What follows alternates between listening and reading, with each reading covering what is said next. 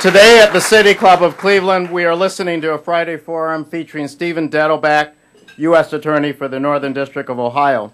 We will return to our speaker momentarily for the traditional City Club questions. We encourage you to formulate your questions now and remind you that your questions should be brief and to the point. We remind you that members and guests alike are welcome to attend City Club forums and hope everyone listening will join the City Club and become active in our ongoing civic dialogue. Please visit our website, cityclub.org, to see a full schedule of our upcoming programs.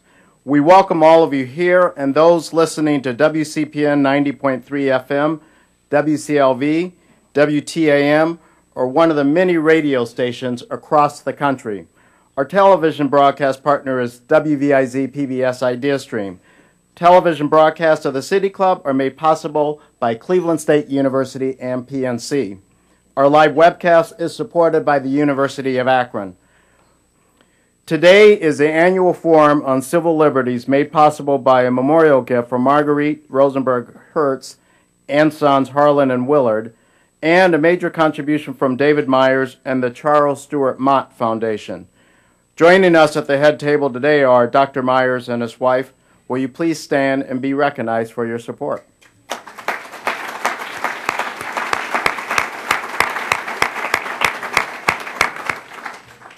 I guess Dr. Myers was not accompanied by his wife today, but thank you very much for your, oh, she just didn't stand up, okay. Thank you for your support. We welcome guests today at tables hosted by Baker and Hostetler and Building Laborers Local 310. We are pleased to host students at our forum today who are here as part of our City Club student program.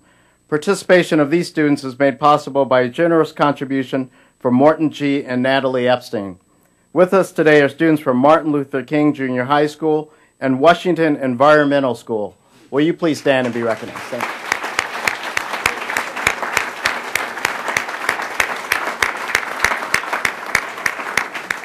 Thank you for joining us today.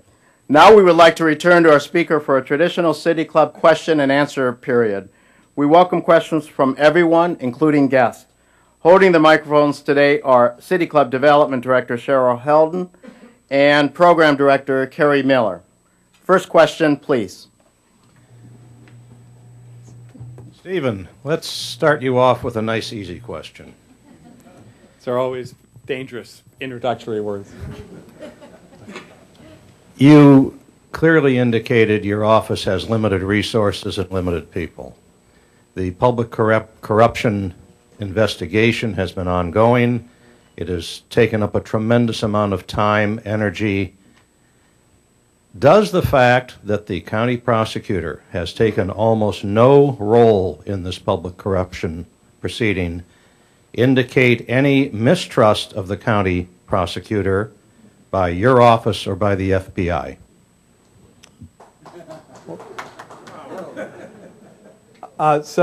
First of all, I want to make clear, I am not involved in the corruption case. And although I get to take credit for other people's work a lot in this job, I want to be careful to make sure that people understand that. And what means that I'm not involved is that I find out about things that happen in the case when you do. I read about indictments as they get sent to my email.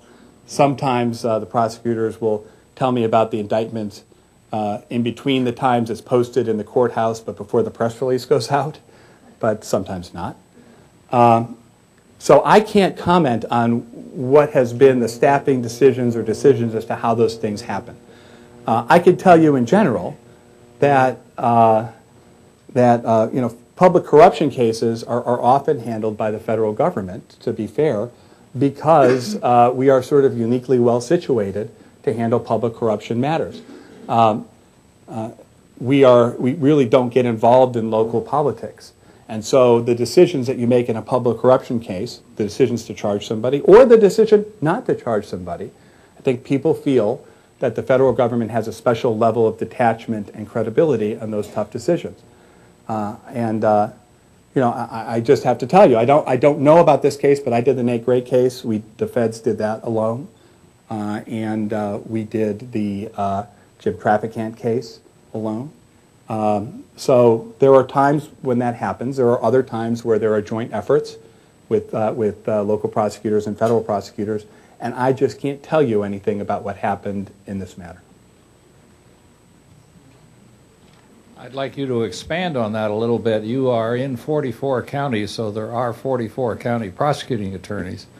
And if you could, beyond the public corruption case, explain a little bit about the relationship you have with county prosecutors and different types of crimes than public corruption. It's a great question. I only have 40 counties, but I'd like to take 4 more, so if you know where they are, just tell me.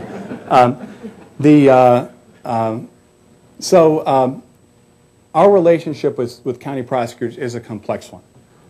And I think it depends on the subject matter that you're talking about to some extent. So in the area of violent crime and drug distribution, I think that's where our offices overlap the most. That is in their wheelhouse, and it's also things that we are deeply involved in. And so are there times where you have a disagreement with the county prosecutor about who ought to do a case that is both a violation of state law and federal law? Sure. But that's one of the reasons that the NOVIC program, the Northern Ohio Violent Crimes Consortium, and the STANCE program, which have representation from both the state and the federal government, are so important, because it's a lot easier to work those things out if you are already involved in an organization where you're having weekly and monthly meetings on other areas as well. You know the people, there's a level of trust that develops. When you end up fighting over a case, in my experience, the only person that wins is the bad guy. Of the City Club is to ask really tough, challenging questions. So here goes.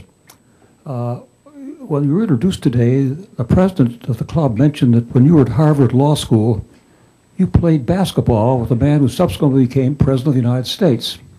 You can learn a lot about in sports as to what a person stands for, what his integrity is. What did you learn when you played basketball with Barack Obama? Now, with all due respect to Bob, I will tell you that is actually the dangerous question. I don't even know what to say. Somebody once asked me if I ever dunked over the president, and I told them it assumes facts, not in evidence. I will tell you about my early contact with the president was both on the basketball court and in class. He's an intense person. I don't think you get to be president of the United States unless you have a certain intensity. He is a demanding person, and he's a pretty good jump shooter. And he can go to his right and left. And